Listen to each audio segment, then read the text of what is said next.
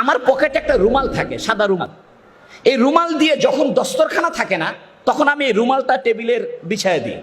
তা আমি এই রুমালটা টেবিলে বিছায় দিয়া এখানে বার্গারটা রাখলাম, রেখে আমি ওই হাতুর বাটাল কাগজ চামচ যা আছে সব সাইড করে রাখলাম। এটা আমি হাত দিয়ে সিরে সিরে খাওয়া শুরু করলাম। এবং টমেটোর সস দিয়েছে, তা আমি এই টমেটোর সসটা আঙ্গুল দিয়ে চেটে চেটে খাওয়া শুরু করছি। তা আমার পাশের টেবিলে বগুড়া থেকে কয়েকটা ইয়ং লেডি তারা উঠেছে বাসে।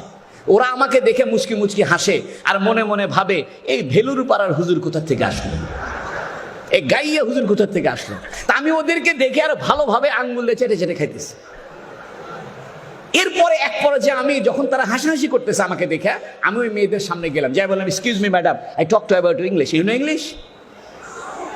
যেই না আমি এই কথাটা বলছি, তো ওই মেয়ে দুটা মানে একদম তাকায় উঠছে। আমি ইংরেজি জানি, আমি ইচ্ছে করে ইংরেজি বলবো না। কেন বলবো? ইংরেজরা এদের 200 বছরের গোলাম বানিয়েছে আমাদেরকে।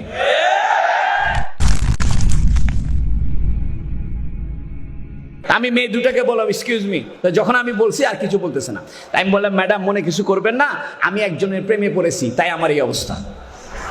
তা আমাকে বলতেছে হুজুররা প্রেম করে নাকি? আমি বললাম, দেখেন আমি এমন একজনের প্রেমে পড়েছি, তিনি যখন রোদের ভিতরে যাইতেন একখণ্ড মেঘ তাকে ছায়া দিত। আমি এমন একজনের প্রেমে পড়েছি, তার গায়ের মধ্যে মশামাছি বসতো না। আমি এমন একজনের প্রেমে পড়েছি, জীবনে কোনোদিন মিথ্যা বলেনি। আমি এমন একজনের প্রেমে পড়েছি, পূর্ণিমার চাঁদের চাইতে তার চেহারা উজ্জ্বল ছিল।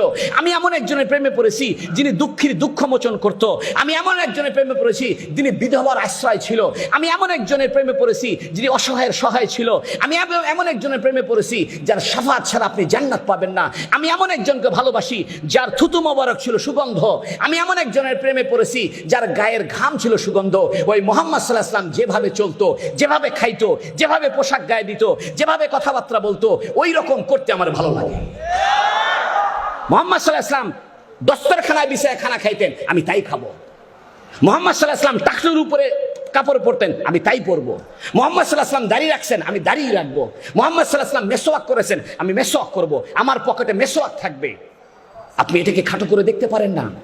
ছোট ছোট সুন্নত আজকে আমরা বাদ দিয়ে ফেলছি, হুজুর সাল্লাল্লাহু আলাইহি ওয়াসাল্লামের আদর্শকে আমাদের জীবনের থেকে দূরে সরিয়ে ফেলছি।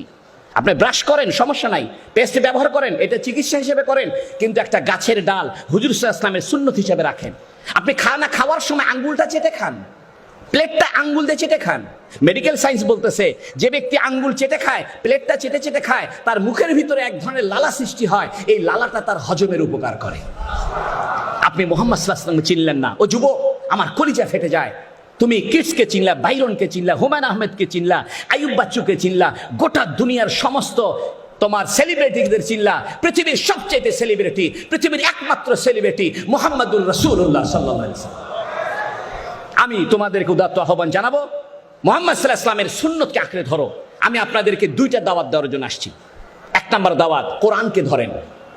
ও যুবক, কেন আপনার জন্য ইসলামী শিক্ষা প্রয়োজন? ইসলামী শিক্ষা না হলে আপনি মানুষ থাকবেন না। ইসলামী শিক্ষা না হলে আপনি মানবতা বোধ জানবেন না। ইসলামী শিক্ষা না থাকলে আপনি মনুষ্যত্ব শিখবেন না। ইসলামী শিক্ষা না থাকলে আপনার পরিবারের ব্যবস্থা ঠিক থাকবে না। ইসলামী শিক্ষা না থাকলে আপনার সন্তান অমানুষ হবে। ইসলামী শিক্ষা না থাকলে বোনের সঙ্গে আপনার সম্পর্ক ছিন্ন হবে। ইসলাম থাকলে আপনি বোনকে সম্পত্তির ভাগ দিবেন।